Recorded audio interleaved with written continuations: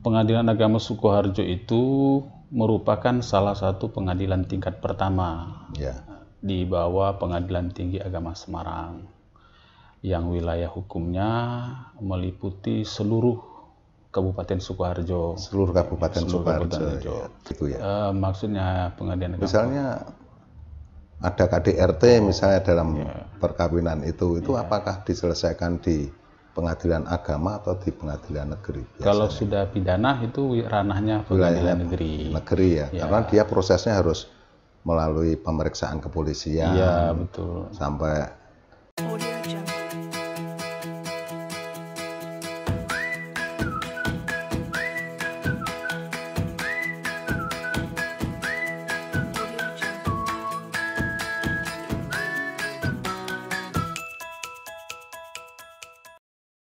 Assalamualaikum warahmatullahi wabarakatuh. Waalaikumsalam. Selamat sore dan selamat bertemu lagi di studio digital pemerintah Desa Cemani.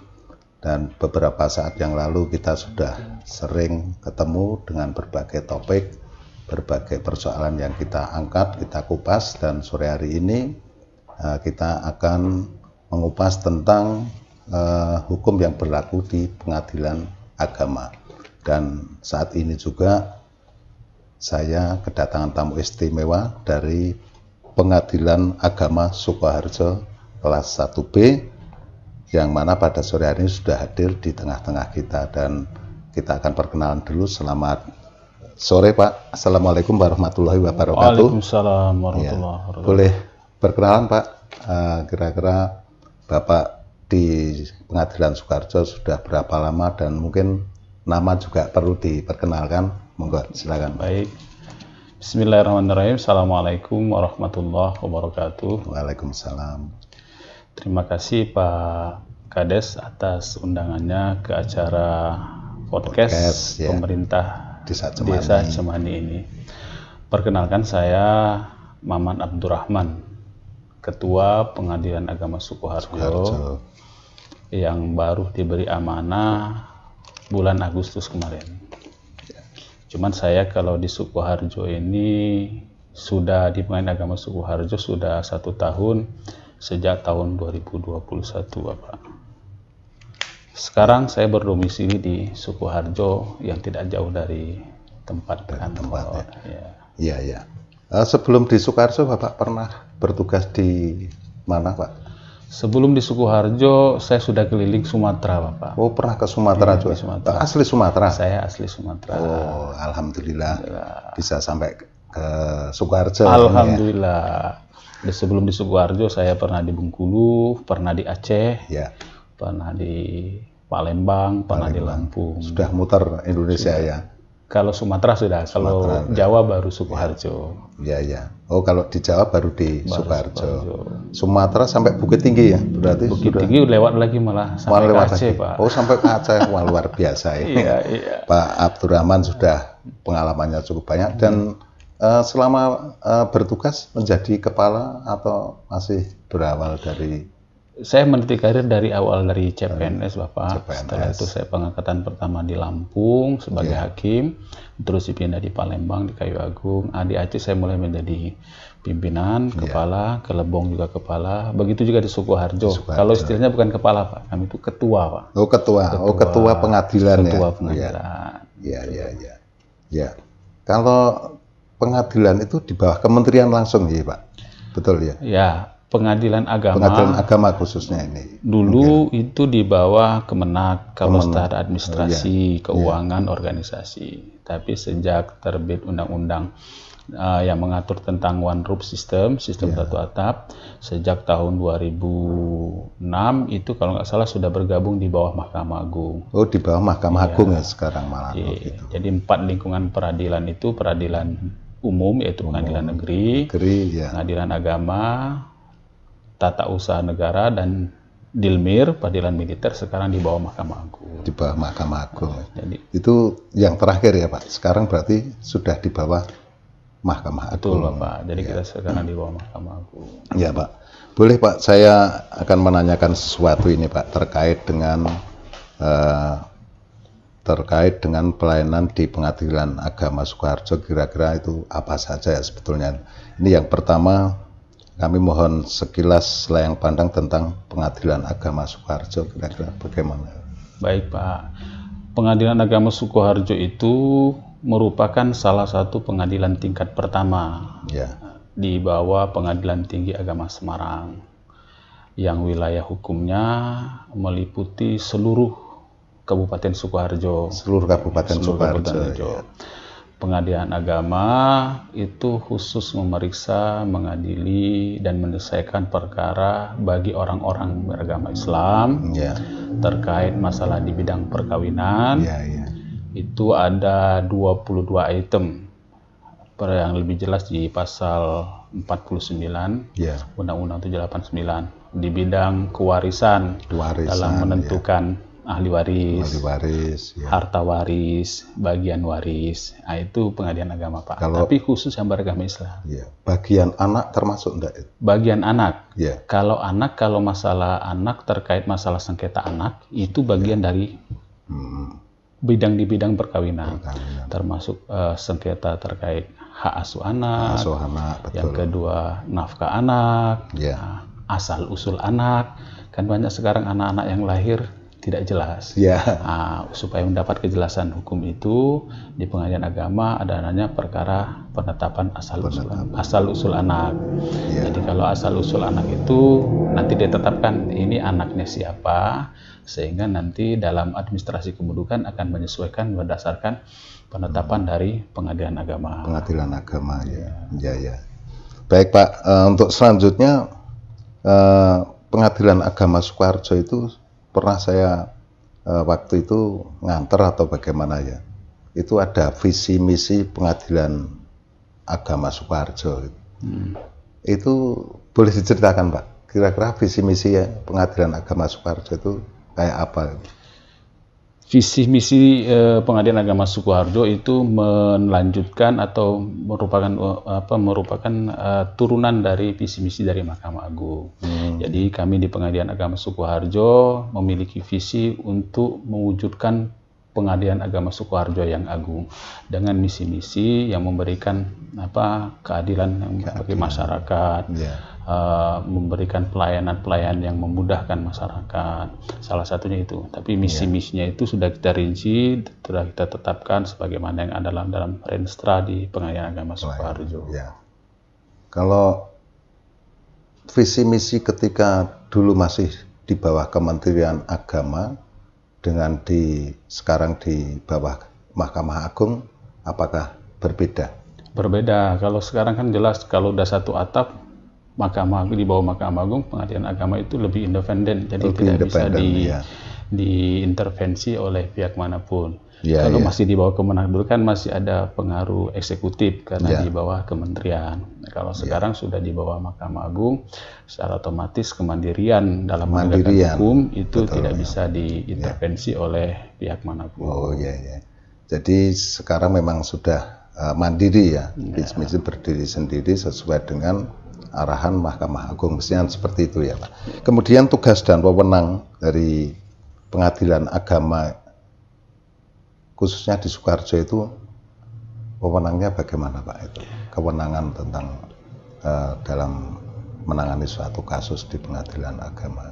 Ya, kami di Pengadilan Agama Sukoharjo itu kompetensi absolutnya, kewenangannya itu kan terbeda antara pengadilan negeri sama pengadilan agama. Di Pengadilan Agama itu sudah ditentukan apa yang menjadi kewenangan khusus dari Pengadilan Agama Sukoharjo, yaitu yang saya sebutkan tadi di bidang ada perkawinan, ada pewarisan, ada hibah, ada wasiat, ada zakat, bahkan yang terakhir itu ada ekonomi syariah. Jadi sengketa-sengketa ekonomi syariah itu ada 11 sub. Jadi bank syariah, terus asuransi syariah, reksadana syariah, itu menjadi bagian dari kewenangan Pengadilan Agama Sukoharjo untuk menyelesaikan sengketa yang terjadi di antara masyarakat. Itu berlaku di seluruh Indonesia sama ya, Pengadilan Agama maupun Sukoharjo, Solo, Solo Raya atau di seluruh Indonesia lebih luas lagi. Ya. Kalau kewenangan itu sama ya. Pak. Jadi kalau seluruh Indonesia kewenangan pengadilan agama itu sama. Ya. Kecuali di Aceh ada kewenangan khusus. Oh, Aceh ya, istimewa ya, istimewa. Jadi di Aceh aja bukan namanya aja sudah beda. Ya. Kalau di Aceh itu namanya Mahkamah Syariah. Mahkamah Syariah. Jadi kewenangannya ada di bidang jinayat, pidana. Yang menangani kalau dulu itu ada 10 delik, 10 macam permasalahan pidana. Nah, dan mereka juga bisa menghukum cambuk, menghukum penjara, menghukum denda. Nah, dan itu tidak ada di PA-PA selain di Aceh. Dan itu sah ya? Sah, itu berdasarkan undang-undang pemerintahan Aceh yang merupakan kekhususan Aceh. Ya.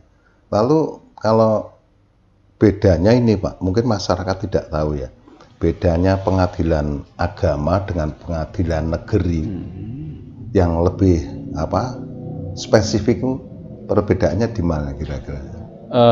Kalau pengadilan negeri sama pengadilan agama, kalau cakupannya itu yurisdiksinya sama, tetapi kewenangan untuk mengadili perkara-perkara yang berbeda. Jadi yang diatur khusus di dalam Undang-Undang 789 yang sudah dibenahi dengan Undang 3 2006 yang merupakan kewenangan absolut pengadilan agama itu, itulah menjadi kewenangan agama, yaitu sengketa yang terjadi bagi mereka di antara mereka yang beragama Islam. Soal sengketa waris, apabila yang meninggal pewarisnya itu beragama Islam, itu merupakan kompetensi atau kewenangan dari pengadilan agama. Tapi kalau dia yang meninggal itu non Muslim, berbeda terjadi sengketa, maka di pengadilan negeri. Oh, begitu. Perceraian bagi mereka yang beragama Islam, dia di pengadilan agama. Non Islam, dia di pengadilan negeri. Gitu. Seandainya itu terjadi suatu perkara pidana di pengadilan agama, itu kemungkinan nanti penyelesaiannya tetap pengadilan negeri ya? Maksudnya begitu ya? Maksudnya pengadilan agama. Misalnya ada KDRT misalnya dalam perkawinan itu apakah diselesaikan di pengadilan agama atau di pengadilan negeri? Biasanya. Kalau sudah pidana itu ranahnya pengadilan negeri. Negeri ya, karena dia prosesnya harus melalui pemeriksaan kepolisian. Iya, betul. Sampai terakhir adalah pengadilan yang mengadili perkara itu ya. Jadi seseorang yang pernah menikah, berkeluarga, kemudian mengalami suatu masalah keluarga yang berhubungan dengan perceraian, itu pasti nanti hubungannya ke pengadilan agama. Perkara apa saja yang berhubungan dengan keluarga, itu pasti nanti urusannya ke pengadilan agama. Jadi jangan salah mengerti bahwa pengadilan negeri dengan pengadilan agama itu mempunyai suatu tugas yang berbeda. Nah, ini tadi sudah diberikan penjelasan sama Pak Abdurrahman, tentu masyarakat nanti akan lebih mengerti dari apa yang sudah diberikan penjelasan tadi. Pak Abdurrahman, kira-kira kalau di pengadilan agama Sukoharjo itu satu bulan itu ada perkara berapa ya kira-kira itu? Perkara rata-rata di pengadilan agama Sukoharjo itu berkisar sekitar 50 sampai 100 dalam sebulan. Dalam sebulan itu ya? Kalau untuk gugatannya, tapi yang pasti dalam setahun itu rata-rata perkara yang diterima di pengadilan agama Sukoharjo itu kisaran antara 1.900 sampai 2.000. Sampai 2.000. Nah, di hari ini 1.200 lebih, mendekati 1.300 yang untuk perkara gugatan. Gugatan ini ada lawannya, Pak. Kalau yang permohonan kayak permohonan perwalian, penetapan ahli waris itu sekitar 300-an hingga saat ini. Jadi lumayan banyak juga. Lumayan tinggi ya di Sukoharjo ya. Di Sukoharjo. Iya. Kalau dibandingkan dengan Bapak waktu di Sumatera itu jauh apa jumlah perkara yang ditangani dengan di Sukoharjo sangat jauh apa hanya terpaut berapa? Kalau waktu saya di Sumatera, kalau waktu di Palembang itu mendekati nggak terlalu jauh, tetapi waktu di Bengkulu 10 kali lipat. 10 kali lipat, Mang. Di Bengkulu saya cuma dalam setahun 200 perkara, di sini mendekati 2.000. Iya. Jadi memang terasa beban kerja di Pengadilan Agama Sukoharjo cukup menyita. Iya, iya. Berarti di situ harus ada beberapa hakim gitu ya? Kalau boleh saya tahu, betul ya Pak ya? Iya. Untuk menangani perkara-perkara yang jumlahnya seperti Bapak sampaikan tadi. Terus pembagian tugas pada para hakim itu tentu disesuaikan dengan kemampuan mereka, kemampuan para hakim itu, atau memang semua hakim bisa menyelesaikan perkara-perkara yang menumpuk di pengadilan itu. Jadi di Pengadilan Agama Sukoharjo untuk perkara-perkara yang biasa itu hakim bisa menyelesaikan, tetapi untuk perkara-perkara tertentu seperti ekonomi syariah itu kan memang disyaratkan oleh undang-undang harus ada sertifikatnya. Oh gitu ya. Jadi kalau untuk ekonomi syariah pasti kita hanya memberikan kepada yang punya sertifikat ekonomi syariah. Tapi kalau yang untuk perkara biasa perceraian rata-rata seluruh hakim di PA Sukoharjo mumpuni untuk menyelesaikan. Ya. Jadi memang sudah diatur kompetensinya gitu ya, sudah sesuai diatur, dengan kemampuan individu hakim yang bersangkutan, maksudnya gitu ya. Termasuk juga sekarang perkara yang lagi tinggi ini kan dispensasi kawin, Bapak. Dispensasi kawin. Jadi kalau dispensasi kawin itu juga harus ada sertifikat hakim anak. Hakim anak, ya. Kalau mereka belum punya sertifikat hakim anak, mereka tidak disarankan. Maka syarat dalam perma itu untuk menyidangkan perkara dispensasi harus punya sertifikat hakim anak. Supaya nanti karena menyidangkan anak itu kan berbeda menyidangkan dengan orang dewasa. Betul. Psikologis anak juga harus dijaga, jangan sampai dia trauma dalam persidangan. Betul. Di Kabupaten Sukoharjo itu pengadilan agama itu alamatnya di Jalan Raja Wali nomor 10, telepon 0271593088 Sukoharjo. Betul ya Pak ya? Betul. Terus informasi-informasi yang menjadi visi misi atau informasi apa yang dibutuhkan oleh masyarakat, tentu Pengadilan Agama Sukoharjo ini mempunyai suatu website, Instagram atau apa aja ada ya Pak? Ada. Gitu ya. Jadi kalau masyarakat, terutama masyarakat Cemani yang mau berurusan mencari informasi terkait apa saja yang ada di Pengadilan Agama Sukoharjo, itu tidak harus datang ke kantor. Tidak harus datang. Jadi cukup mengunjungi website kita di PA Sukoharjo, di searching saja di Google, nanti klik di situ seluruh ada. Kalau terkait masalah layanan, di sana ada aplikasi namanya Mbak Sri. Di situ jenis layanan apa saja ada, bagaimana berprosedur, terus bagaimana syarat-syarat mau mengajukan perkara. Kalau kurang jelas bisa langsung WA, nomornya juga ada, dan itu respon yang cepat, paling lambat 1 kali 24 jam, tetapi biasanya dalam waktu sekian menit, 1 jam, itu sudah direspon oleh petugas kita apa yang dibutuhkan terkait informasi atau layanan-layanan yang ada di PA Sukoharjo. Instagram juga ada Bapak, Facebook juga ada, bahkan kita juga bisa melayani ketika konsultasi melalui Messenger, itu juga ada. Aktif ya itu ya? Aktif ya. Jadi berita-berita terutama di Instagram kita itu update terus Bapak. Iya Pak. Kemudian kalau ini masyarakat mungkin ada yang ingin tahu ya, di dalam mereka mengajukan satu perkara itu apakah ada biaya yang harus disiapkan oleh mereka Pak? Apa kalau ada memang biar masyarakat itu tahu ya, misalnya biaya perceraian atau perkara apalah, itu memang ada biaya yang harus dikeluarkan ya. Jadi memang dalam perkara di PA Sukoharjo itu kan mengacu sama aturan. Kalau di perdata itu ada biaya, ada perkara. Betul. Jadi dia harus bayar.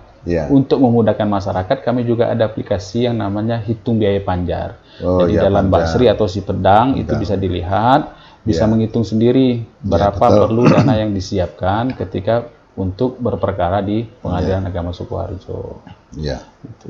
Jadi setiap masyarakat yang mempunyai suatu keluhan terhadap perkawinan mereka atau keluarga mereka, dia bisa konsultasi ke Pengadilan Agama Sukoharjo. Segitu ya Pak ya? Ya, seluruh permasalahan keluarga, permasalahan terkait harta waris, harta bersama, masalah anak, itu bisa diajukan ke Pengadilan Agama Sukoharjo. Kita menyediakan tempat informasi. Ya. Terus kalau mau konsultasi juga ada, melalui WA juga kita insya Allah kita layani. Tuh, Anda tahu sekarang masyarakat di Desa Cemani khususnya dan Sukoharjo pada umumnya siapa Anda yang membuka YouTube ini ya dari pemerintah Desa Cemani, beberapa penjelasan dari Ketua Pengadilan Agama Sukoharjo bahwa persoalan yang umum terjadi di masyarakat seperti pembagian waris, anak, ya kemudian persoalan-persoalan lain yang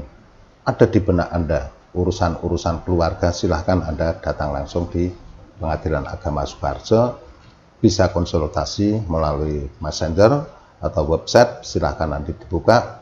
Kalau tidak salah websitenya ini namanya, ini alamatnya, kalau Anda mau mencatat juga boleh, nah, setelah buka ini YouTube ini, website Pengadilan Agama Sukoharjo kelas 1B yaitu http://sukoharjo.go.id ya. Jadi silahkan Anda nanti bisa membuka itu. Kemudian emailnya adalah kepaniteraan@gmail.com. Nah, ini cukup jelas sekali. Anda silahkan masyarakat siapa saja yang ingin konsultasi, punya suatu persoalan-persoalan seperti apa yang sudah disampaikan Pak Ketua Pengadilan Agama tadi, bisa langsung menghubungi alamat itu. Nanti akan kami tulis semuanya biar Anda tahu. Saya kira demikian Pak Ketua Pengadilan Agama Sukoharjo. Beberapa hal kita sudah bisa mempunyai suatu pengetahuan tentang apa yang harus dilakukan oleh masyarakat jika ada suatu persoalan-persoalan keluarga seperti yang Bapak sampaikan tadi. Dan saya ucapkan terima kasih atas kehadirannya. Mungkin nanti lain waktu kita bisa ketemu lagi untuk mengupas persoalan-persoalan yang lebih substansial terhadap teknis-teknis persoalan yang harus diselesaikan atau perkara yang harus diselesaikan di Pengadilan Agama Sukoharjo, tentu dengan narasumber yang berbeda. Terima kasih atas perhatiannya. Selamat sore, salam sehat. Sampai ketemu lagi di lain kesempatan. Terima kasih Pak. Terima kasih Pak Lurah. Ya.